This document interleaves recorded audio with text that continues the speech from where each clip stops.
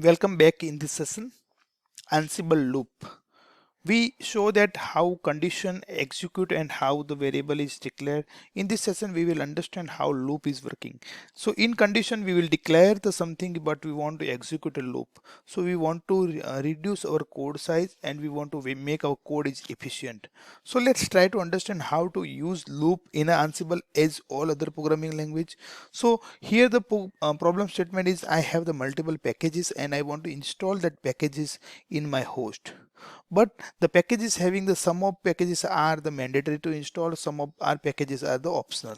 So we have given the one more variable as a required that having the value true or false. So we want to execute a condition where we want to required statement is true, then only we can run this condition installation. So here we want to execute how to declare the loop.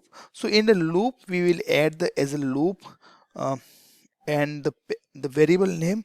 So here we given the variable name is packages, and in these packages are we want to run the loop in iteration, that's if item is required is equal to true. So the in loop is moving toward the packages, but the condition within the loop is using the when. So this will trigger in terms of item equal to required true. So this is the condition where it will satisfy and it will execute a code. So here the yum name httpd, that's wrongly written, but I will show you in my code. So it should not here be httpd, it should here the item dot name. When you are using the only variable, don't forget to write the double quote.